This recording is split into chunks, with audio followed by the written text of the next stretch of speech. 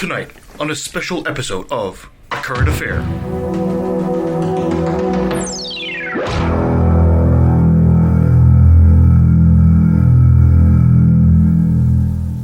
What is brewing in that soup? Well, what are they called? Secular soup. Secular soup. Okay, I will. Miss Lyons, what was your husband like before he started working for Secular Soup? Oh, he used to have so much of a spark of life. But now, he's been ruined.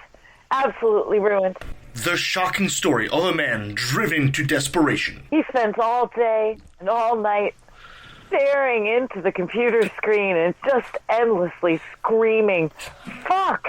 Why?" So, Mr. Lyons, is it true that you're not even paid for doing this? You're essentially a slave to do this work? What, did they have anything over you? They hold over you? Well, I mean, just my manly bits. I mean, they dangle those out in front of me occasionally to remind me that I used to have some, but other than that... A good man emasculated for the sake of a bowl of soup. They told me the great thing about it is all men get to move to Canada under their plan.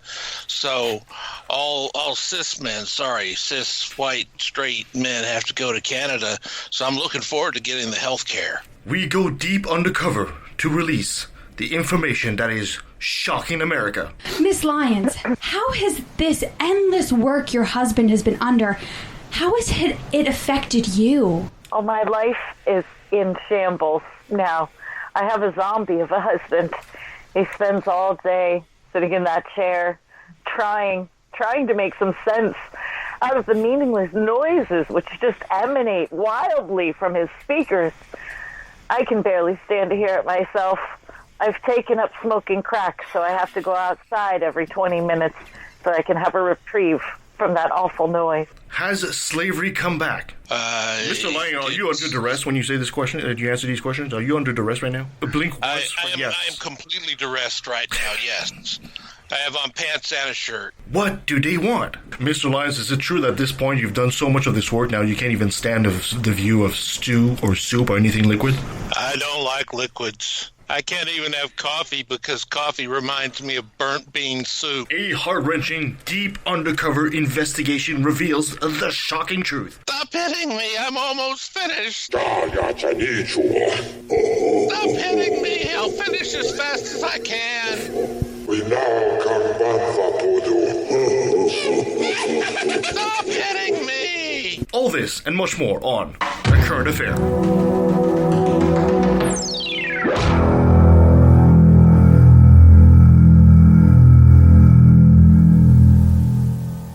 Hello, I'm Dr. Hector Garcia, and I took a left at the Valley. I know we shouldn't have to scream that we're atheists. We don't have non-astrologers and all that. But with the religious people taking over the world, we can either speak up or be pushed into a corner. I'm proud to be an atheist, a skeptic, a non-believer, an infidel, a heathen. I call it how I see it. I say it's ignorance and you just call it faith in unsubstantiated claims. That's something to be ashamed. I'm an atheist. Coming at you before the next full moon, this is Left of the Valley. My name is Kevin, and I might not be funny or smart or athletic or good-looking, and I kind of forget where I was going with this. Joining me as usual is a team that if it could get paid for sarcasm, they'd have full-time employment. Oh yeah. My God, yes I would. She thinks that men think with the wrong head, Nancy. I do what? Well, they do. You think men think with the wrong head. They've been known to do it. And she thinks women talk with the wrong lips. Christina. Ew. That didn't hit as well. And she just thinks there's something wrong with me. Kirsten. Right about now I do. Ladies, welcome back. I hope you had a great week. Well, you've got me on about 3 hours of sleep. Oh, that's a fantastic week. Sounds like great fun. 3 hours of sleep. Wow, that's like a banker's hours. Fantastic. Good for you. I'm going back to bed after this. So today we'll be talking to your old friend Thomas Westbrook of Holy Koolaid. But first, let's get into a bit of chit-chat. That's going to be on the second half of the show. Did you guys hear that Earth has a new moon? Yes! Now, this is not the plot of The Fifth Element. No, this is February 19th. Astronomers in Arizona spotted a dim object across the sky, and it wasn't a steam-powered rocket. It's a small rock the size of a car, and they called it 2020 CD3. They calculate it's been gravitationally bound to Earth for about 3 years now. Aw, they're just a baby. So this is the second time that we've been able to tell that an asteroid has been caught. In 2006, there was a 2006 RH120 that hung around the Earth for 2006 and 2007, then it escaped. So the orbit of 2020 CD3 is not stable either, so they think that eventually it will escape. So kind of like the slingshot effect. That's okay. And eventually it's gonna, yeah, We'll exactly. enjoy it while it's here. That's right. So, sadder news. Climate change has forced polar bears to turn cannibals. I saw this. Yeah. Now, climate change has made their normal abundant food source kind of scarce because they usually hunt on the ice. Mm-hmm. And since the ice is melting, they have to stay on firm land, which is, really tough for them. With less hunting grounds, because of the ice melting, large males have been spotted attacking females and cubs. Now, polar bears have been known to be cannibals in the past, but that's in extreme cases. But in this, the climate change has actually increased that. Bears have also, the polar bears have also been starting to hoard carcasses. So when they have a kill, they're starting to bury them in the snow and keep them for later. So it's a grim reminder of the really, really harsh reality they're facing. Yeah, and if we how know long that they stay around. Yeah, if we know that about polar bears, just think of all the stuff we don't know yet. Yeah, that's going to be uncovered. This is, that's, as they say, the tip of the, I don't mean at the tip of the iceberg, but yeah, exactly. Yeah. And in better news, there's 195 countries in the world, and U.S. News did a report, and Canada, believe it or not, came in number 2. Yeah. Out of what? No, but for what? Best countries in the world. How did they judge that? Yes, that's a good question. It's America we're talking about. They're not exactly the best judges of character. Canada had high scores in quality of life, citizenship, and businesses. Okay, that's fair. And they scored a 9.9 out of 10. It's also stated that Canada is also seen as the most trustworthy in the world, and if you're wondering, number 1 country was Switzerland. It did not have a rank for the United States I was trying to find, but it was not mentioned in the article. It's probably a little too far down. Yeah, it's because it's still sinking and they can't find a number low enough at this point. Yeah, we're living in a pretty damn cool country. Almost all of the polls show Canada in the top at least 12. I haven't seen anything that's been lower. No, usually I was about to say top 5 for most places, for most things. So I'm not sure where you're getting the 12 there, but I'm sure there's some places where we fail. It depends on how they're ranking the Scandinavian countries on that particular poll. Who's doing it? Because I've seen it all the way from 2 to 12 somewhere in through there, but that's okay. We're up there because we're good. Absolutely. Yeah. Sometimes I mock our American friends and say, we should move to Canada because we're demonstrably a better country now. You can tell. Science, man, it doesn't lie. All right. We are. I want to ask you guys, there's been a lot of talking about that coronavirus. And I was kind of wondering if you guys had some thoughts about it. We haven't really discussed Wash your hands. Well, yeah, of course. Just wash your hands. Yeah. Yeah, well, for everything, but Nancy's coughing in her elbow because she doesn't want to spread the coronavirus. That was from your latest kill in China, Post-nasal drip, honest. Only people who seriously have to worry about it are immunocompromised people, elderly, and kids. Well, maybe in this country. In a place like the United States, where most of your medical funding comes from GoFundMe, I think something like the coronavirus is a very serious thing. Yeah. Well, what I mean is that it's not a virus that is it's not going to kill you if you're relatively healthy. Do you think? Well, at this stage, we really don't know. Yes, because there's 80,000 deaths so far, and it seems to be we're right at the point where it's becoming a pandemic rather than an epidemic. So it's hard to tell as this thing spreads who's the most vulnerable, or because it could mutate. I mean, I don't know enough about epidemiology to say much more, but it's scary, and everybody's going to have to be very cautious, and the testing kits are going to have to be handed out a little, they're going to have more testing kits so they can at least test people. Yeah. Especially in the U.S. I don't want to get into that political quagmire. This is why I cringe. I wouldn't want to be an American citizen because just getting tested is unaffordable in the States. It's just, you go to your doctor's. It's not that it's unaffordable. It's just the CDC put out flawed tests. Yeah. And then they didn't come back in time to be able to test as many people as needed to be tested. But the testing isn't going to be for people. The testing isn't going to be all that expensive. It's the way that whole epidemic is being handled that's going to give them more trouble than the put test. Mike Pence in charge. This guy doesn't believe in evolution. He thinks disease is a curse from God. I mean, for Christ's sake. Yes. Trump says it's going to disappear. Yeah. Like as soon as it gets warm, yeah. So forget about the tests. But we're just at the beginning of this. Wherever we are in another month or so, it's going to tell us, a little bit more. You were about to say, dear? Yeah. Can you guys still hear us? Because the cat walked by, hit a cord, and we lost audio. You lost audio completely? No, I can hear you. Yeah. You can hear us? Okay. Got to fix our headphones. Freaking cat. Sorry about that. Yeah, because that's still picking up. So. All right. So, yeah, because I'm really going to be surprised to see, because right now they're approaching 2020. The election, obviously, and it's going to be very interesting to see because the front runner is Bernie Sanders, and he's proposing Medicare for all. Will the coronavirus push the Americans to really stop and adopt Medicare for all? No. You don't think so? No.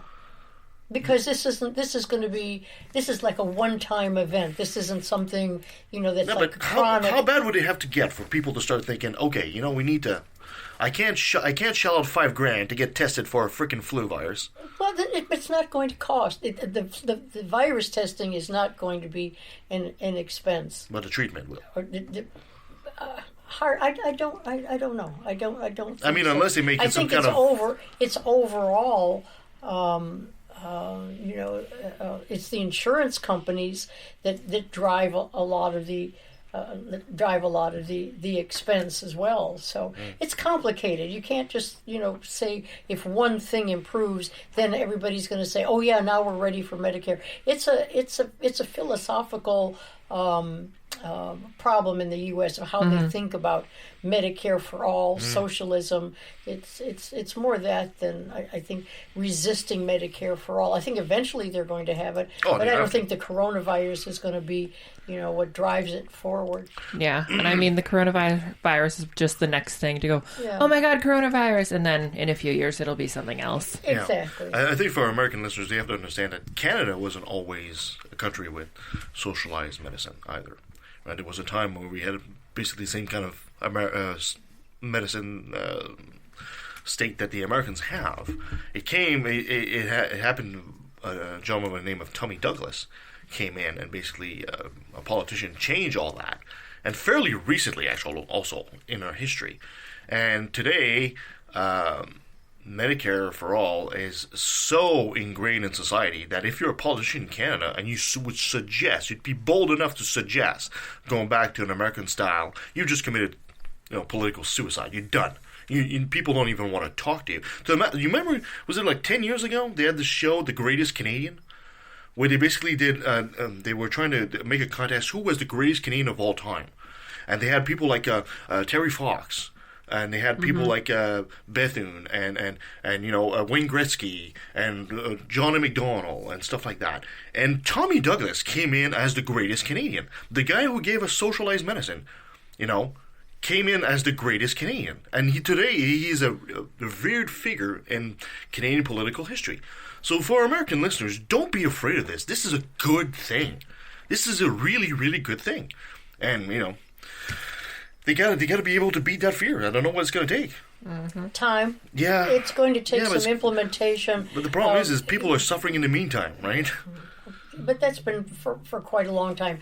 The U.S. has struggled with the kind of medical system that they want for what, the past 20 years, 30 years? Everybody hated Medicare, just regular Medicare not everybody hated it, but everybody said that was going to be the death knell. That Medicare was going to destroy the economic system. They've been saying that since and it's not. The 50s. I mean, it's the Republicans that have been, crying gloom and doom for everything. But I think if the Democrats come back in and the progressives come back in, and we can overcome Trump and open our, people can open their minds a little bit more to what democratic socialism really is about, I think there'll be more acceptance. But at this particular juncture, the coronavirus isn't going to move the needle one way or the other. Well, it's going to be interesting to have a look at. Yeah. Anyway, my dear Nancy, you got a top 10 for us? Oh, sure I do. Oh, of course you do. And it's interesting that we're talking about the coronavirus, because the top 10 is about the scariest future possibilities. Scariest future possibilities? Number 1, Left Out of Valley takes over the world. That was, how did you know that was number 1? Donald Trump gets another term in office. Oh, God. Okay. Destroys democracy. Yeah. He's already done that. Anyway, so... Well, no, I mean, full on, I'm never leaving the presidency, which he's stated he wants to do. Yeah. All right, my dear. Okay, so starting with the fringe and not the most scariest, number 10 is running out of new music. I know the scariest possibility. Music is close to being a human need. It's gotten to the point where every few songs get an artist sued by another artist. Mm-hmm. And so this list says the number of possible music combinations is high, but very few of them sound good. So the thought is that eventually music is going to sound like crap rather than good music, that people can relate to and enjoy. So do you think that should be on the list of scariest future things? There is this wonderful documentary I watched a couple of years ago called RIP, a Remix Manifesto.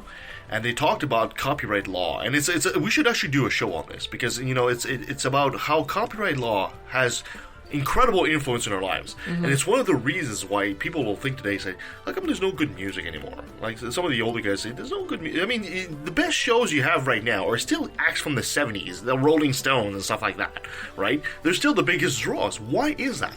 It's because of copyright law, because they're all suing each other left, right, and center for little bits of jingle. You can have 2 seconds that reminds them of their song. They're in court with you. Absolutely. And that makes it very hard for a new artist to come in, because you need inspiration from a public domain. Well, yeah. And the public domain, anyway, we don't want to go into this right now, but thank you Walt Disney for that. Public domain used to be 14 years to get to public domain. Now it's almost 100 years. Gross. So number 9, artificial intelligence. It's too early to know all the ways AI will impact humanity and all of its uses. Maybe even new crime, what's going to happen, what's not. But it might change the world as dramatically as did the Industrial Revolution. Maybe. I'm excited for this future. But it's a scary possibility, because it can be used either way. I personally welcome our robot overlords. Well, the premise stands that an artificial intelligence would have the same kind of reaction that we have and perceive another intelligence. Because as humans, I don't know, let's say for example there was some kind of weird biological thing that made dolphins uprise as an intelligent species. We would probably view that as a threat to our dominance on the planet. Now, the premise is that an artificial intelligence would emerge and see us as the competition want to eliminate us too. But the reality is, we have no idea how another emerging intelligence would react to us. Maybe they'd want a partnership. Yeah. Maybe they would want to eliminate us. Maybe they'd say, oh my god, no, we gotta be super friends or whatever, right? So, but anyway, it's... How many movies has been made on something like that, right? Number 8... water scarcity. Oh, that's There's plenty of water. That's the most likely one. But it's the poisoning of the water. Yeah. Not so much the scarcity. Only 3%. I'm happy we're in Canada. Yes, most of it. Only 3% of the world's water is actually fresh, and much of it is polluted beyond human use at this point. 3%. And so less than 3%. Yep. So there's already it's a scary thought. Cities that have run out of water. I think it was in South Africa, last year or something. If you follow, there was a city that's we aren't going to have any water in a week. We're going to die. No, they didn't say they were going to die, but they figured it out somehow to fix it. But they were legitimately like out of water. Yeah, if you follow a lot of the big players in the market, you're realizing right now they're purchasing water. Yeah. They're purchasing water rights. They're purchasing aquifers. The Bush family, for example, in the States, purchasing a lot of aquifers out in South America. Yeah, the next big wars are not going to be over oil. They're going to be over water. Yeah. Hello, Number Mad 7. Max. Yeah, this is really this is the strangest thing on this list ever. So I'm going to put it out there because it's on the list, and we can talk about it. Sex bot culture. Ah! It's a complicated. Oh my god! This is a great invention. No, not really. How is? Not really. How? No, Is this not awesome? No, because if everybody has a sex bot, for example, then human interaction becomes nothing, and human interaction becomes nothing, then reproduction grinds to a halt. So Yeah, but there's already way too many of us. There are times in your life where you want that intimate interaction with another human being. No. There are other times where you just want to get off. Yeah, that's fine. And you don't want to have to deal with another person. Sex bots are perfect for the second. Bionic Penis 3000. Yeah, looking at it a different way, horsepower. is it a good thing to give lonely men robots so they can beat or rape? So that they don't go out and objectify women? But I mean, if not it's that a they robot, might. it's not rape. Well, no. Well, yeah, that's another thing, right? There's so many questions about that. What about people that have are pedophiles? Do you give them a doll? You know? I'd much rather them have a doll than a real human child. But are you enabling that to continue? There's so many questions we need to ask about these things, and it's not. We're not going to cover this now. That's a conversation. That's why I think this is such a weird thing to put on for scary possibilities. But when you think about it, you realize, oh my gosh, look at the ripples. Yeah, I personally think that sex bots are a great invention. You want one tomorrow? Nah. Approved by Christine. Tonight? Pass. Is it too long? I have like the lowest libido on the planet. Okay. And I'm asexual, so yeah. Too much information at this point. I'm not putting my order in for either. It's okay. Okay, number 6. Running out of fossil fuels. Entire energy systems are going to need to overhaul, and who knows how many economic struggles and abandon things and structures. And this is why it's scary. Every fossil fuel project that we do right now, we should also do a counter one to it to start weaning ourselves off. For every time they build a refinery, they should be building a solar plant or something like that. Yeah, this is what should happen right now. Yeah. Number 5. Overpopulation. Yes. I told you there were too many of us. There are too many of us. It's starting to level off, but if it doesn't stagnate, goodbye peaceful walks in the park. Yeah. Well, it's not just that. I mean, a lot of people have this stupid notion, they're flying over the countries. Oh, it looks like it's mostly empty space. It's not. It's not the way that people occupy space. It's the overconsumption of resources that makes it that we're overpopulated. Yeah. And humans are wasteful creatures. Oh, absolutely. Incredibly wasteful. Anyway. Number 4, asteroid impact. You never know. Yeah. I mean, that's reasonable. Yeah. Hey, it worked for the dinosaurs, so why don't it work for us? With that, I'm not actually that afraid of, because a lot of space exploration and science is around tracking asteroids. Yeah, but there's no way in hell we're tracking all of them. No, but I'm not I'm way more scared of water shortages. Well, and, I think like, it's global warming than I'm of an asteroid. But the reason for that is water shortage is something we can do something about it. There's nothing we can do about an asteroid coming our way. Well, but how do you know? We could go like Armageddon. No, we don't have the technology, and even so. You mean all those science fiction movies about deflecting are not, right? Well, I've asked Bruce Willis, and he told me no, it's just a role. I'm fairly sure that if there was an imminent threat, the world would come together to figure out what to do. Yeah, either that or it'll be the climate purge. change, and they're not. Yeah. Number 3. But climate change is more of is more conceptual. It's a lot easier for people to understand. There's a big rock coming toward the planet that will kill us all. Yeah. Yeah, that's just right out of the movies. It's wonderful. Number 3, war.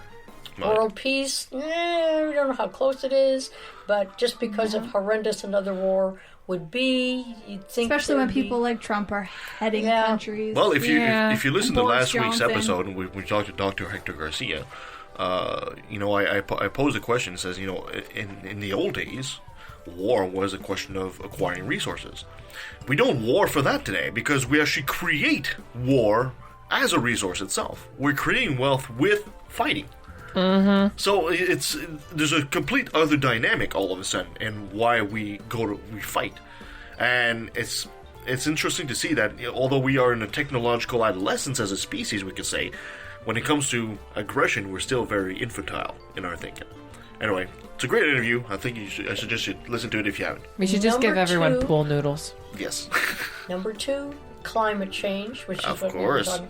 It's not the future. It's now.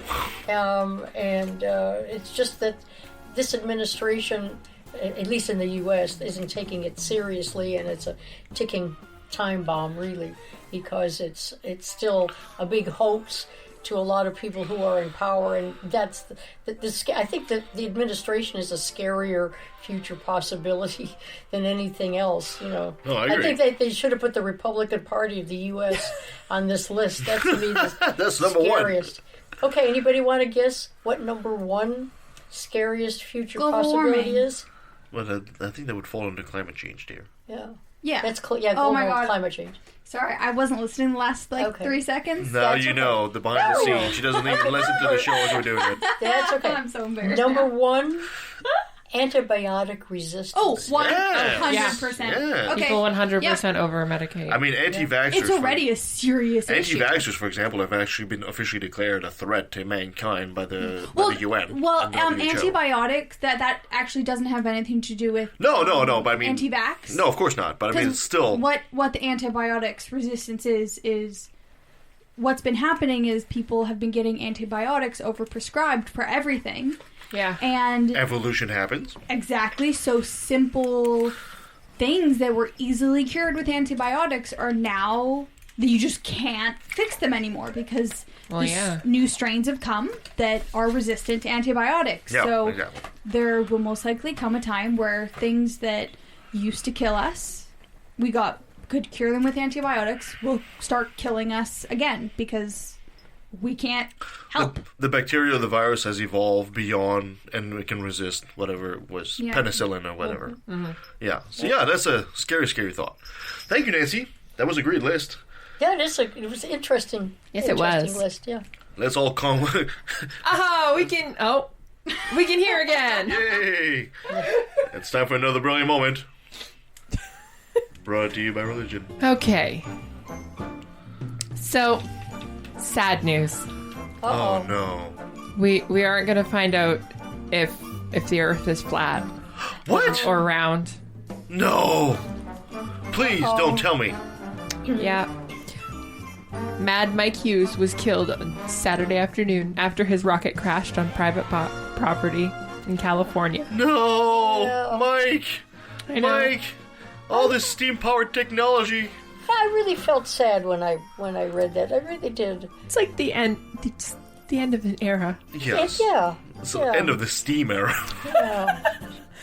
So, the Science Channel said on Twitter that it had been chronicling Hughes' journey and that thoughts and prayers go out to his family and friends during this difficult time. Mm-hmm. Hughes, if you didn't know, just a little... We talked about him in the past. We have, of course. How can we not? Yeah. Trying to take a steam-powered rocket to see if the Earth is round. Yeah, that's a lot of math involved and a lot of intelligence. Well, clearly. you know what? I gotta give some credit to the guy. He put his money where his mouth was. He really did. He really did. He was dedicated. He absolutely was dedicated. I mean, the guy says, no, the Earth is flat. I'm going to try to prove it. I don't know why he's using a steam-powered rocket, but whatever. But he was working on it. And he launched himself up in the air. Many times. Many times. And I guess it was somewhat predictable that eventually he would come back down crashing. Mm-hmm. So his rocket went flat, but the Earth isn't. Yeah. No. So a video on TMZ showed the rocket taking off with what appears to be a parachute tearing off during the launch. The steam-powered rocket streaks upward and then takes up around 10 seconds to fall straight back to Earth. And apparently shrieks can be heard as the rocket plows into the desert. Ooh. Which is not a pleasant. I'm like, ooh. No, that's not pleasant. Like, that's not good. No. Freelance journalist Justin Chapman, who was at the scene, said the rocket appeared to rub against the launch apparatus, which might have caused a mishap with the parachute, and I can absolutely see that happening. I mean, it could have been something, just one of those random technological things that happen. But sadly, we will not have any answer as to whether or not the Earth is truly flat or round. Yeah, I like I said, I'll give him credit where it's due. But you know what? This is not surprising. Just doesn't surprise me. This is... When they had the document, I never did see that documentary on the Flat Earthers. Was he in that? I think so. It's a while back, but I think he actually was. I think there's a brief appearance of him in there. Yeah. How can you not? Yeah, I mean, at the time they made the documentary, he was pretty much, making the rounds and everything. Yeah, because he was a unique character in many ways. I mean, he had his beliefs, he stuck to them. People said he was wrong, but, people say a lot of scientists are wrong, and they come out on top, so he decided to persevere and do what he wanted to do. Well, like I said, I admire his dedication to his belief, and, and... I kind of wish there was a different ending to that story. Oh, of course. But it's like at the same time, it's like, you know what, Mike? Thanks for the laugh. That's all I can say. It's all I can say. It's unfortunately, it's like this was all too preventable. All you had to do was climb on board a plane. Yeah, no. To fly to China or something, and you would have seen the curvature. No, he did it his way. He did it his way. And he left still doing it his way. Yeah. Yes, he did. So I guess we got to give him that. So. Yeah. There's something admirable. Yeah. A little crazy, but admirable. He stuck to his guns. It's a shame because at least he was good for a laugh. And it would have been even funnier if he had taken Swishy Lady with him. Oh, not the Swishy Lady. She swishes her stick. We need Swishy Lady. So. Anyway, I'm sure there's somewhere down the road there's going to be another Mike Hughes 2.0 somewhere. Oh, I am sure. All right. Well, thank you so much, my dear. And let's take a quick pause, and when we come back, we'll be talking to Thomas Westbrook, our old friend from Holy Koolaid. So you stay with us. It's not easy being a podcaster these days. And even less so when you're a woman. So when we heard the good people at Secular Soup needed help, we sprang into action. This holiday season, open your hearts to Amy and Amy of Secular Soup. You too can make a difference in the lives of these poor podcasters.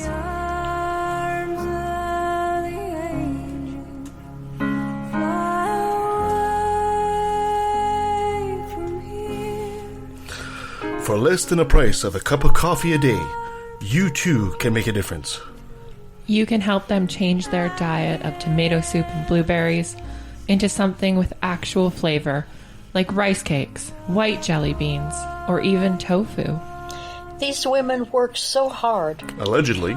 And still get pranked by the people of LATV. I mean, how deep is the bottom of that barrel? Your donations can help them return a prank in kind instead of making creepy doll lamps and weird cushions nobody wants.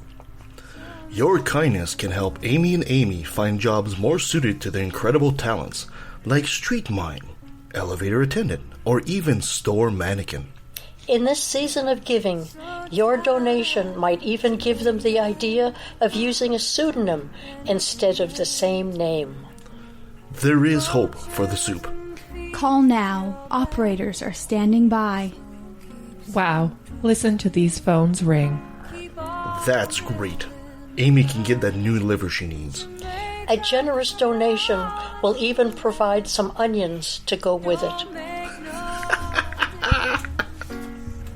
Do you know where Saskatchewan is? Probably not. It's in Canada. If you do, you might know a city named Regina. In Regina, there's a studio. And in that studio, there are, at least once a month, a bunch of skeptical atheist geeks and goofballs who get together to do a podcast. We are the Brainstorm crew, and we're trying to help spread a bit of reason and critical thinking while still having fun. Never taking things too seriously, but still not accepting everything we're told. We go through different topics, exploring them in depth, and often disagreeing. We try to stick to provable facts, and we never trust in myth. That's why we say we're woo-free since 2013. You can find us on iTunes, Stitcher, or Spreaker under Brainstorm, or check out our website, brainstormblog.net. I can't promise you'll always agree with us, but I can promise you'll have fun listening to us.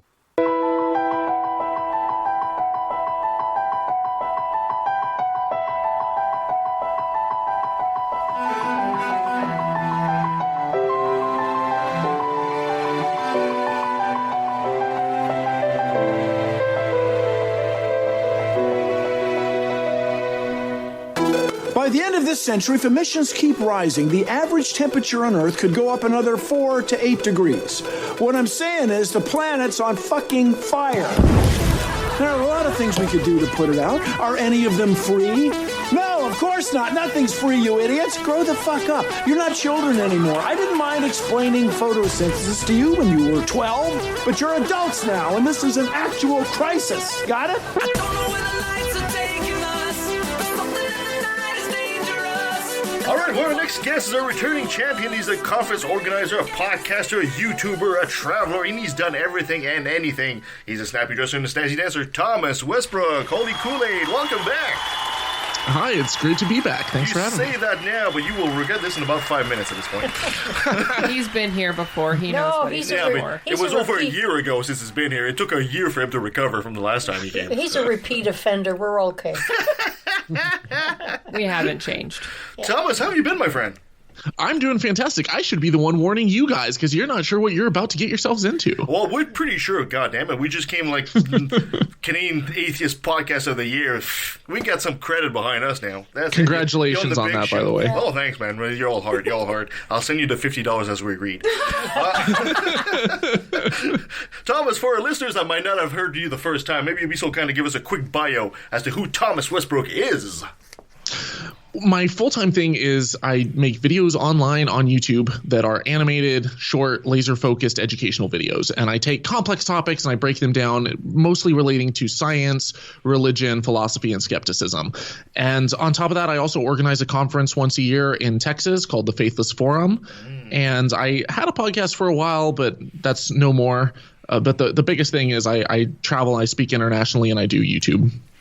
Yeah. Sure, you travel so much. I think you competed with R and Raw at this point. Yeah. I think I actually had more trips last year than RN, but I'm not sure about that yet. A new king is crowned. Where in Texas do you have your conference every year? Well, the last two were in the Dallas-Fort Worth area, but this year we're doing it in Austin, Texas. Oh, Dallas-Fort Worth? Isn't that where you killed JFK, Nancy? We don't talk about that. She said she was buying a banjo. Sure she was. Sure. I'm sure it was all under hypnosis. Yeah. It was a grassy knoll or something. I'm not sure. I just sit here and smile. Thomas, so today we brought you back, Thomas, because first of all, we desperately need some good guests. And second, you were that desperate, huh? Good one. 5 points for him. And second, we wanted to talk to you about your new venture, which you call Nothing Fails Like Bible History. So please, first of all, I just love the title. That's just fantastic. It says it all right there. And please tell us, what the hell is that? Well, so I started off on kind of the UFO rabbit hole where I was making videos to talk about, is there any evidence for UFOs? Mm-hmm. And while I was, working on that series, I got a little sidetracked, as you do, where I started learning about the pyramids, and I started, looking into, is there any, evidence for how the pyramids were actually made? Do we know anything about that? And I was doing a whole video on that to talk about the conspiracy theories that typically spring up around UFOs and aliens building the pyramids, or people who say that they're still living with us today and they're the Jews and they're part of the Illuminati and it's a grand conspiracy. And while I was studying ancient Egyptian history and learning all the ins and outs of the pyramids and what we do and don't know, I started to realize just how much how much history there is in ancient Egypt. It was the greatest civilization in the world at the time, and we have millions, literally millions of artifacts and writings and paintings and tombs and statues. It's off the walls. And so I started asking myself, why is it that we don't have any evidence for an Exodus story? Because I always thought that, maybe there was some small Exodus that the, Bible kind of pulled from. Maybe it was mythical. Maybe it was legend. I didn't know. But as I started exploring this story, I started to realize that the evidence for the Bible in general, especially the Old Testament, is extremely shoddy. It would not hold up in a court of law. Second. Are you telling me that wheel they found in the bottom of the Red Sea is not from the Pharaoh? Most likely not. And I think the wheel that you're talking about was actually, it was a guy, I think his name was John Wyatt, or it was something Wyatt. And this guy had these incredible discoveries for an amateur maverick archaeologist, where he had no formal training, he had no experience at all as an archaeologist, but he just goes to the Middle East and all of a sudden he starts discovering Noah's Ark and the true location of Sodom and Gomorrah and Jesus' crucifixion site and the Ark of the Covenant and just all this stuff that is it really begs the question, why have all of these archaeologists never found any of this stuff, and yet this maverick amateur comes along and in about 10 years finds every single major Bible thing in existence? It's like, this guy's either a major fraud or he's the luckiest man alive and should buy a lottery ticket. No, he's got the Holy Spirit with him, Thomas. Come on, man. This is simple. Come on. Why deny the glory of Christ? It just must be a God thing. Well, that shuts down the interview. Thanks a lot. No. I just wanted to point out also, by the way, we do have, I know there's a lot of ancient history, and, like you said, the Jews have been the descendants of the Illuminati and all that. We all know that. We have Nancy with us. She told us all this from the beginning. So, is she an insider? No, she totally is. She's actually the insider. I've been here since. Yeah. Nancy, are you also a member of the Freemasons as well, I take it? No, I've never liked those guys. They're too chauvinistic. They have the worst dinners. If you ever go to, just forget it. No, don't like those guys. And hence began the great Freemason versus Illuminati civil war of 2020. This begins, yes, exactly. So I'm sorry, I interrupted there because I'm an idiot. Go ahead, Thomas, keep going, man. Well, so I started looking at what evidence we have, what the most likely explanations are for these things, and is there actually, if the story of the Bible is true, what types of evidence would we and should we expect to find, and what type of evidence do we find instead? And it's not there. Like what we should expect to find is not there. And I'm actually doing a response video. I'm in the process of editing it right now, which is a response video to a Catholic apologist who basically came along and he did a response to my videos, and he's like, well, just because there's evidence there doesn't mean it didn't happen, and here's the evidence that we have. And what he puts forth is extremely wanting. It's extremely, extremely wanting. Mm-hmm. And it's things like, oh, well, there's mentions of the Habaru people in Egyptian and Mesopotamian texts, and the Habaru might have also included the Hebrews or the Israelites, but we're not sure if it does or doesn't. And it's basically a general term that applies to, any kind of nomadic brigand / bandit / mercenary tribe in this general region over the course of 1,000 years. It's like, okay, that's not proof of, plagues in Egypt, of parting the Red Sea and killing, drowning, the entire army of the Pharaoh. That's not proof of millions of people living in northern Egypt. That's not proof of a massive exodus and people living for 40 years in the Sinai and then coming to Canaan and slaughtering and wiping out all of the inhabitants there. Like, that's not good evidence. Just, oh, hey, there's mention of a tribe that might be Israeli. It's like, no one's denying the fact that the Israelites existed. No one's denying the fact that at some point a tribe arose, but it's just, the evidence that we should find is not the evidence that we do find. Yeah, exactly. And, correct me if I'm wrong, but I believe I was told once that the period, especially the period that of the first century AD, I guess I should say, around Jesus' time, is one of the most studied period ever because of Christianity. Yet the evidence is scarce. So am I wrong in this? So I actually haven't gotten into the New Testament yet. Oh, okay, so I'm starting with the Old, and I'm kind of working my way forward. Okay, not 100% chronologically, but I figure if I start with the Exodus, Jesus is going to kind of be the season finale, where I say, okay, so here's all the old stories. Now, is there anything reliable for the New Testament, for the stories of Jesus and stuff? And I think for the most part, from what I've seen so far, the evidence for or at least the texts and how old the texts are and stuff for the New Testament is significantly better than the Old Testament, but it's still significantly wanting. And I say that because if you look at what we have written down and recorded for Old Testament texts, the oldest stuff that we have is like the Dead Sea Scrolls, and they have various dates because there were a lot of scrolls that were found, but like the oldest Dead Sea Scrolls are like maybe the 3rd century BCE, like a good 1,000 years after the Exodus time period or that time frame. There's absolutely nothing that we have that dates back to the time of King David. There's nothing that we have that dates back to before the Exodus. There's no writings or any records whatsoever for the entire Genesis account aside from these texts. And it's like maybe they were written down, maybe they were derived from maybe there was like some Hebrew texts that were combined in like a one Torah or Pentateuch in maybe the 5th or 6th century BCE, which still would have been hundreds and hundreds and hundreds of years after the Exodus and thousands of years after, the Genesis creation story and the flood and all of that. And so it's like, where are these origin stories?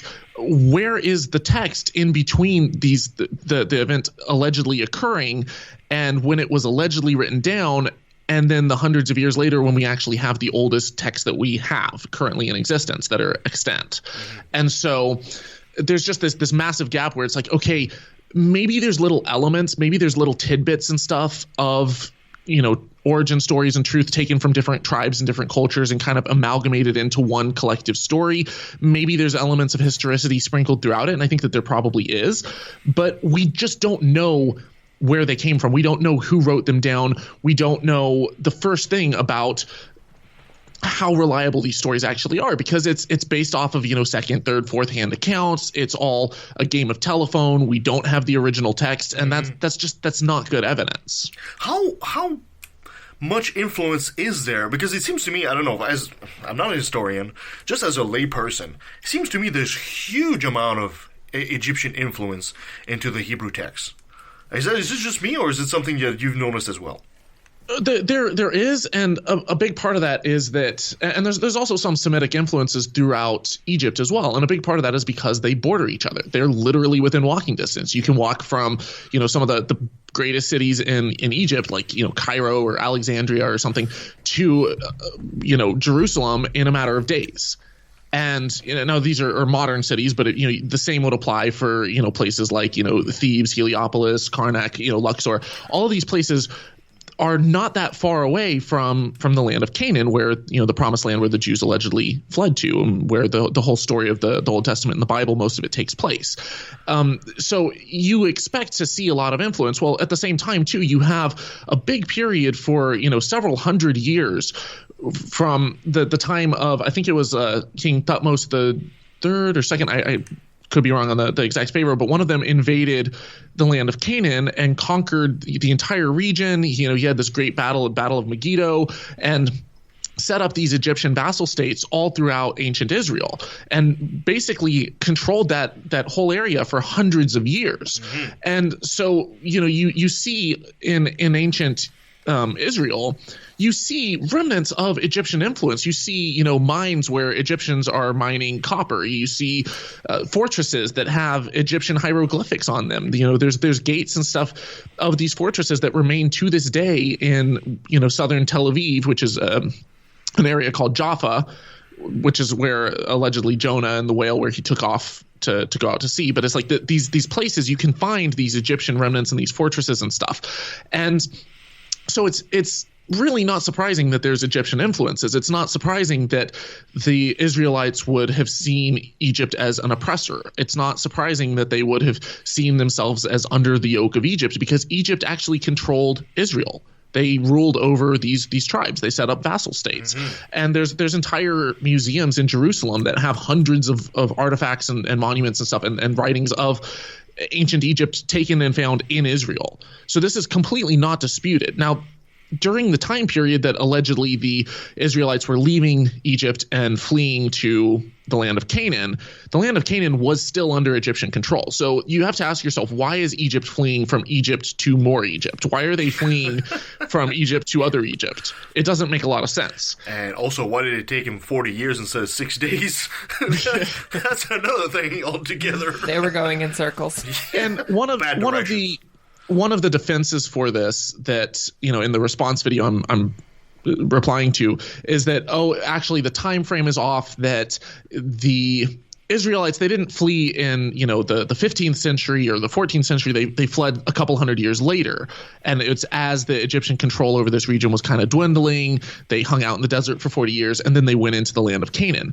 Well, that doesn't really make sense when you take it in context of the rest of the Bible, because there's other Bible passages that say that the Israelites fled Egypt about 450 years approximately before the building of Solomon's temple.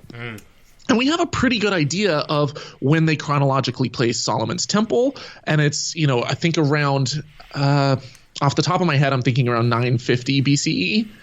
I could be off by 100 years, give or take, but it's I can Google it, but I'm pretty sure it's right around there. And if you go back 450 years, it's right around the 1400s or so that the Israelites would have been leaving Egypt. So if the biblical timeline is consistent, if the Bible is accurate, then you can't really say that, this time period that makes sense historically is when they must have done it, without discounting the biblical narrative. So either the parts of the Bible are true and parts aren't, and you can kind of cherry pick which ones you want, or you have to say the whole Bible is true, in which case it doesn't match up to the historical evidence, or you can just say that the Bible's not really reliable. Well, hold on a second. Are you suggesting the Bible is not reliable? I am shocked. I would never. I don't know what to say. I mean, we're just going to have to end this podcast now. That's it. We're done. The Bible is not reliable. Well, to be fair, I said either or, so I'll let you make up your mind where you want to go with that. Oh my God! So, but have your research and your studies led you to? Because I also hear that apparently the Egyptian Book of the Dead also apparently had a lot of influence on the Judaic texts. Has that also been part of your research? I haven't really looked into the Book of the Dead specifically, but there's elements all throughout the region that influenced the Bible. For example, you look at the Code of Hammurabi, and there's the idea of an eye for an eye and a tooth for a tooth is literally pulled straight out of that text, almost verbatim. Nancy was there. Go ahead. Nancy was right there. Remember Hammurabi, Nancy? I do. He had a lisp. She really hated that. and you see other cultural influences throughout the region. There's different people groups that, in Canaan, they had a god named El, and El was basically the head of the Canaanite pantheon. They were a polytheistic people group. They worshiped tons and tons and tons of gods, and then they had kind of one super creator god. And you see that pulled into the Hebrew text. You have Elohim. God is, it's like the god El is kind of pulled in as like the one god, and it kind of morphs into this monotheistic religion. You have another people group, the Shasu, who had this god Yahweh. And so you have, Yahweh and Elohim and kind of merged into this one God, the, Judeo-Christian God. And you have elements of, different Egyptian traditions as well kind of incorporated in. You have this story of oppression. You have people groups, tribes and stuff who would, fight against the Egyptian vassal states and make problems with them and stuff. And so you can kind of see this animosity building between Egypt and Israel. And you can kind of get an idea of how this narrative, like little stories passed down and songs passed down and stuff, could kind of merge into a biblical story, especially when 500 years later or 700 years later, you have the Israelites being sent off into captivity in Babylon, and you've got them basically trying to find some grand unifying narrative to hold their culture together. And that's about the time that we have the Pentateuch, when we think that the Pentateuch was compiled and written down. So am I saying that that's 100% how the text came about? No. A lot of that is speculation, but it makes a lot more sense than that there was this population of millions that was living in Egypt and that, summoned down plagues and killed all the Egyptian firstborn, and that the Pharaoh had this massive genocide where he wiped out all of the firstborn sons of Israel, and then they part the Red Sea, and then, 2 million people wander in a desert for 40 years somehow, and then go in and slaughter everyone in Canaan, and not having any evidence for that. It's like, between the two of these stories, I find it much more plausible that there's little elements of truth, but that it's a much, much smaller scale and it's multiple tribes and it kind of merges into this, kind of cohesive story, rather than that all of this ridiculous, over-the-top, legendary, miraculous stuff is verbatim true. Yeah. So in your series, what's been the reaction to the public, and maybe not just Christians but atheists and maybe even the scientific community? How have they been receiving your series so far? Well, so far it's been overwhelmingly positive. The series has really taken off. I've put out a 3-part video thing, and I'm releasing the next parts here coming up.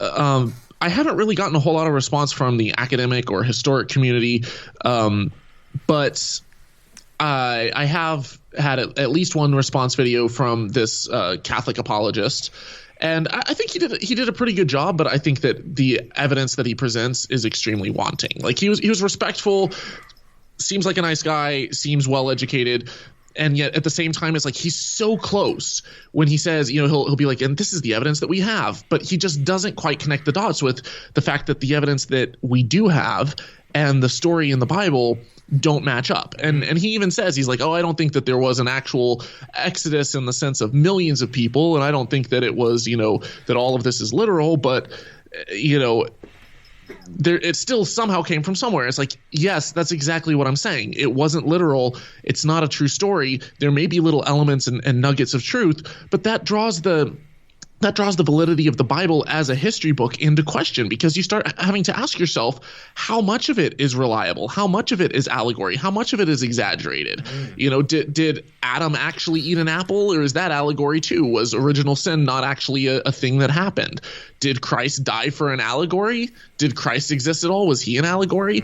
And I'm not going to argue for, mythicism or for, against the historicity of Jesus yet. I might dive into that in future episodes and see. I'm personally, at least at this moment, I'm not a mythicist.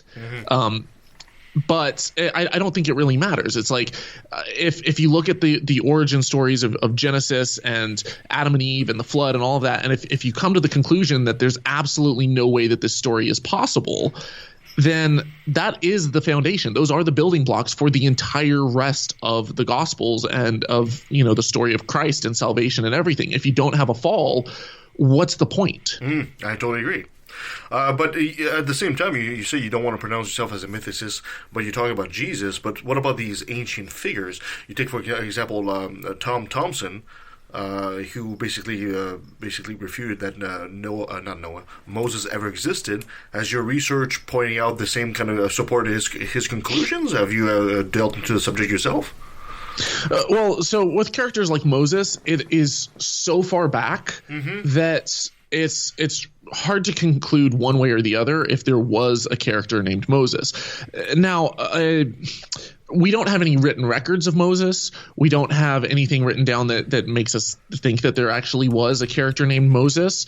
At the same time, though, there were different Semitic tribes and stuff that were involved with Egyptian politics. It wasn't very uncommon for Egyptians to have immigrants that would come and live in, regions of Egypt and stuff, and then go back to Israel, or to come and be assimilated and start worshiping Egyptian gods.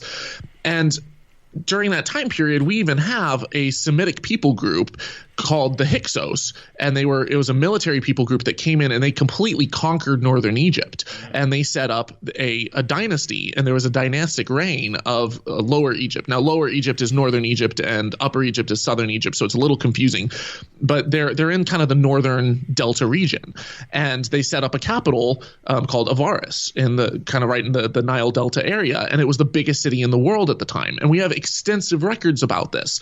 And so, this notion that, you would have interactions between Israelis or not Israelis because they aren't mentioned as Israelites. They aren't mentioned as this people group that worships Yahweh and is monotheistic. It was basically Semitic tribes. There were tons of different Semitic tribes in the region, and you have some of them like the Hyksos come in and conquer northern Egypt and actually become pharaohs.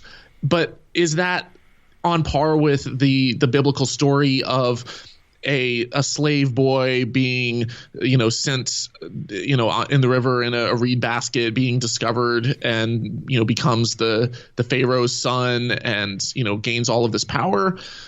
No, it's not. It's very different. And there's even mentions of Semitic viziers, which is kind of the right-hand man to the Pharaoh, and people say, look, it's Joseph. It's evidence for Joseph. But then you actually look at the greater context, and it's like, okay, but this person, who's mentioned has a son who they give an Egyptian name and becomes an Egyptian and worships Egyptian gods and quickly becomes assimilated into the culture. It's like very, very different from the stories presented in the Bible. You do have some evidence of Semitic tombs, or not tombs, Semitic slaves, where Egyptians would go in, they'd conquer parts of Canaan, and they would bring prisoners of war back to Egypt, and they would have them build temples and monuments and stuff. Mm-hmm.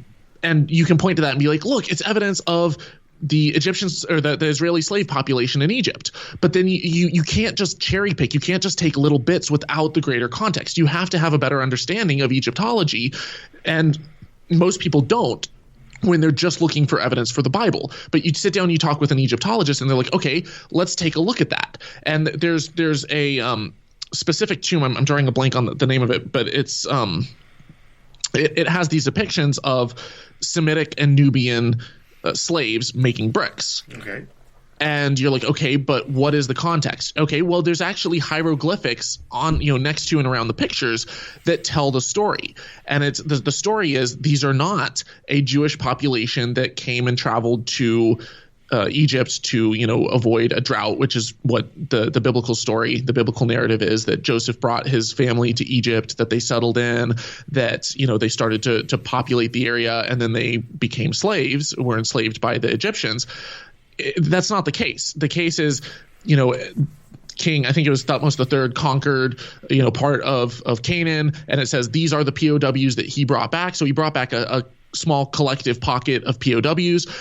He didn't bring them to the land of Goshen, which is where the Israelites are said to have worked in the Bible on the cities of Pithom and Ramses.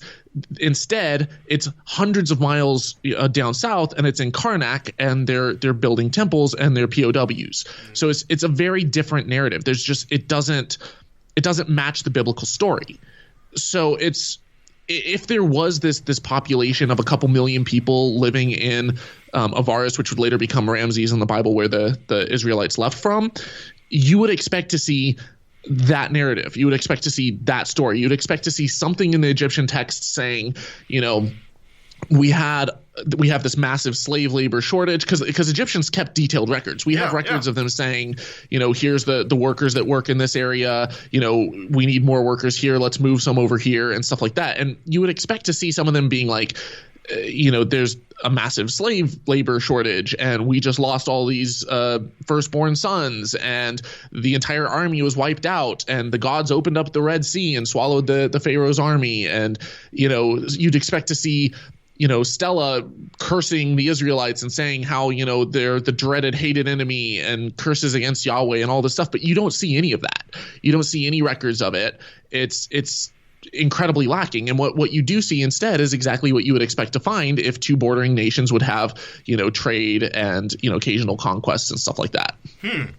Yeah, because it's always one thing that I've always wondered is you're right. The Egyptians had a tendency to basically document absolutely everything, and you would think anything that's even remotely said about them in the Bible there's nothing at all. The slaves leaving, the plagues. You think they have something about it, but there's no records whatsoever. In your experience, is there absolutely anything in the Bible that comes even remotely close to being somewhat based in history? I mean, there were nomadic tribes that would sometimes go to Egypt for, like if there was a drought or a famine, sometimes they would go to Egypt because Egypt was known for storing massive amounts of food and grain, because sometimes the Nile floods, which allowed for the harvest season, could be unreliable. And it was, once a year that the flood season would come, and sometimes it would flood too much, sometimes it would flood too little. So they would store up massive amounts of grain. And so for surrounding nations dealing with famine to come down to Egypt in order to, purchase grain, that part of the story is that's not uncommon at all. But that would have been the case for hundreds of years, even after the story of Joseph. That would have been a well-known fact, a well-documented fact throughout the land of Canaan. So it's not really surprising that someone writing down the biblical text either before or after or during would be familiar with that and could incorporate that into a story. Other things, there's stuff like the name Moses is actually an Egyptian name. But again, that's not surprising. That would be like if I were to write a story about how an American, passed as a Mexican under the name Jose. It's like, oh my God, how did he know that Jose was a Mexican name? It's like, well, I live in Texas. I'm on the border with Mexico. I have tons of Mexican friends. Of course, I'm going to be familiar with a couple of names. So for the Israelites to be familiar with the name Moses, that's really not surprising. And then there's little tidbits like they got the slave price right for Joseph.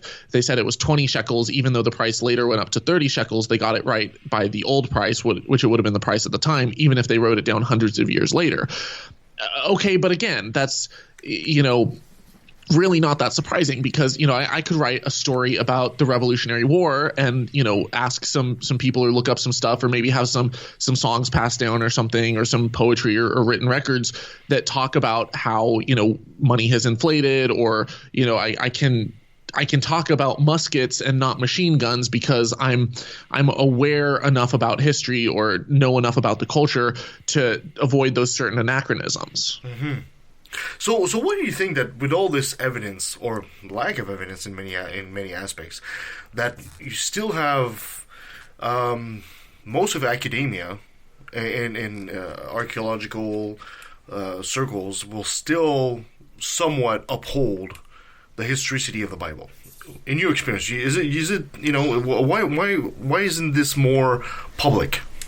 I would kind of disagree with that. I think that if you talk to any archaeologist, Egyptologist, historian, or even biblical studies professor, almost across the board, they will look at the Exodus story and say, this did not happen the way that the Bible depicts it. There is not evidence for it, and there's the evidence we should expect to find isn't there, and there's even contradictory evidence.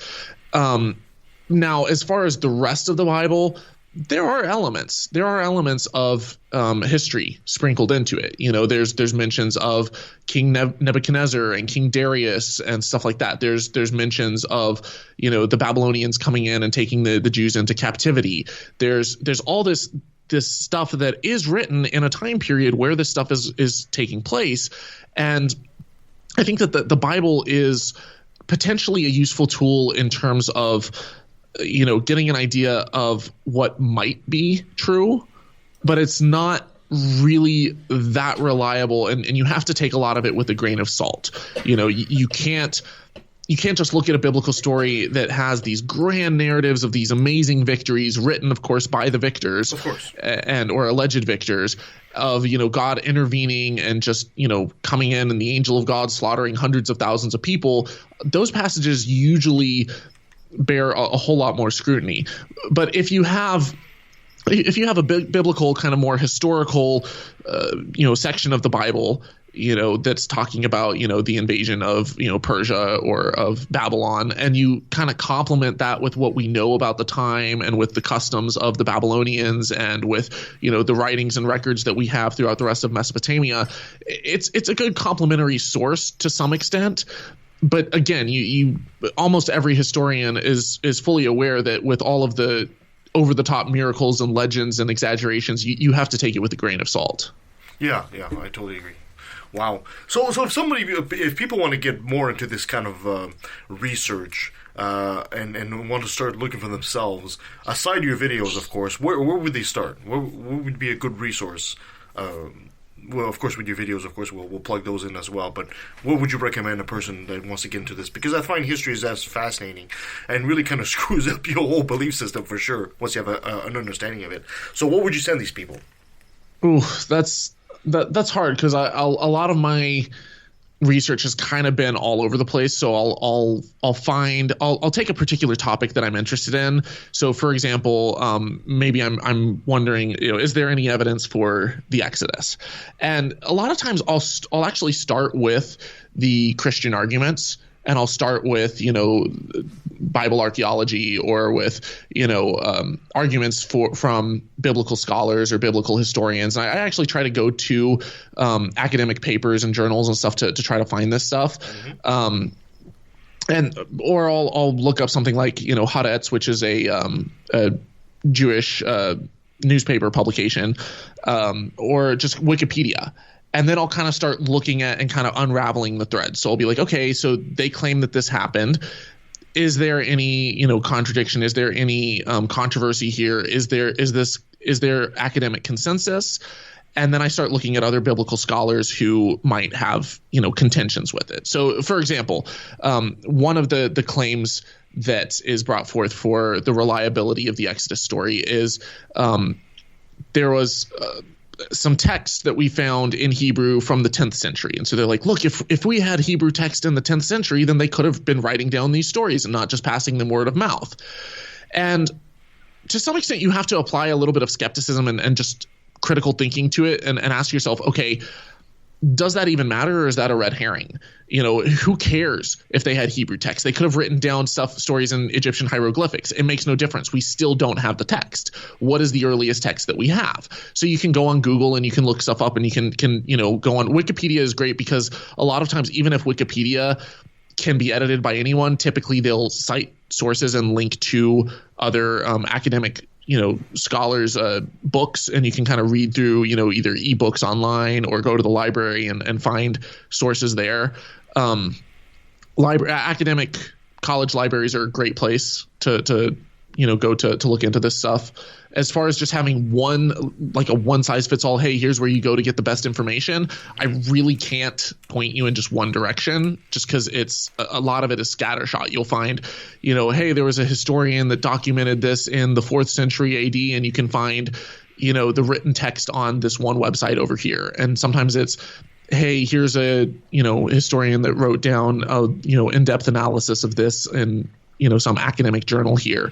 Yeah. It's kind of scattershot. I think as long as you know how to fact check a source, and as long as you know how to look for, is this just bobsblog.com, or is this, maybe a .edu site? Mm-hmm. Is this an academic journal? Is this who's writing it? Is it someone who has a PhD in archaeology or in biblical studies who's, coming up with the critiques and the source material? Or is this, just someone like Wyatt, who's this maverick archaeologist who claims to have found every major thing in, biblical times in 10 years. Yeah, don't you know they found Noah's Ark again and again and again? Yeah. Thomas, that's fantastic. Thank you so much for telling us all this today. But people want to find out more about your videos and your work. Where can they find you? Well, so most of my work is on holykoolaid.com is the website where it's all aggregated, but I'm on Twitter at Holy Koolaid, and I'm pretty active there if you want to hang out on Twitter. Also on Facebook, I have a page called Holy Koolaid, and all my videos are on youtube.com/Holy Koolaid. For the conference that we have coming up, it's thefaithlessforum.com. And it's a conference basically organized entirely by the atheist and skeptic YouTube community. And we have an incredible lineup there. So hopefully we can have you guys come out and, have your listeners come out and hang out with us and, learn how they can get their voice out there, how they can be effective in activism, how they can support a cause and a movement that's really building a thriving community to push back against a lot of the dogma and the denigration of the non-religious. Fantastic. Thomas, thank you so much for all this, my friend. I really, really appreciate this. But before I let you go, I got to have you say, hi, this is Thomas Westbrook, and I took a left at the valley. Hi, this is Thomas Westbrook, and I took a left at the valley. And that was was Thomas Westbrook. That was a plethora of information. Oh man, that was a great college class right there. Nothing screws up your religious belief like a good history lesson. Yeah. Yeah, a good science lesson, but a good history lesson really screws that up. Yeah. That's the problem with the facts. They keep interfering with your belief system. I know, right? What's up with that? Nasty facts. You keep having those facts, and all of a sudden, you can't do it. That's why you got to avoid them like the plague. And I love Thomas because he's so very charismatic. Isn't he? Yeah. And, he obviously does a lot of great work. Yeah. And, he's flying so much right now that, I used to call Aaron Raw the hardest working man in atheism. I might have to revise that and give it this year to there's Thomas. A contender. There's a heavy-duty contender right there in Mr. Thomas Westbrook. So that's fantastic. All right. Thank you so much, ladies, for being with me today, and thank you for listening, and thank you to Thomas Westbrook for being with us as our guest. You can find us on lefthandvalley.com. You can find us on Facebook, Twitter. What are you laughing at? I'm laughing because I'm kind of sort of here. I'm here in body, but I'm not necessarily here in mind. And thank you for Kirsten for being here in body. You can find us at Facebook, Twitter, at ATV Podcast. Send us an email at leftadvalley@outlook.com. Give us a 5-star review wherever you find us. It helps us and helps others find the show. Please give us a 5-star review. That really helps us. And if you want to encourage and help the show grow, become a patron at Patreon/LATV. All right, coming up. Next week, we have a couple of special guests. We won't mention who they are, but you will find out next week. And there'll be the wrath of secular soup. And we'll also be the guest ourselves on the James McGaffick show. So that should be interesting. And we'll have our friend Dr. Ben Davis will be coming back to us. And as well, we'll be talking to Dave Warnock on the 21st. And after that, what else do I have? We got Neil, the 604 Atheists. And our friend Chris Shelton will return as well. We'll talk some more Scientology with him. Oh, great. So we got a lot of good things coming on the pipe, as per usual. And we'll have some more great things coming on the pipe, as per usual. Anything else I need to add, ladies? $1 million. Oh, hi, Christina, you're here. I am. Oh, look at that. So kind of you to join us. Just need more coffee. Just add $1 million so that we can go to all these conferences and wouldn't that be podcasts nice? and visit all our friends. That would be nice. Yeah. But until then, we'll have to dream it. Thank you so much, ladies. Until next time.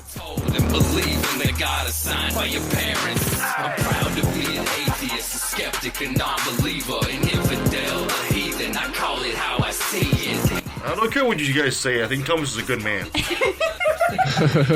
Tom, how you doing? Hello. How's it going? Good. How you doing, man? Fantastic.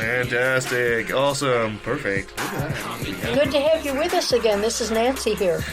Hey, Nancy, how are you? Oh, I'm doing great as always. Kirsten and Christina are there with us as well. Yes, we are. Ladies, I'm somewhat here.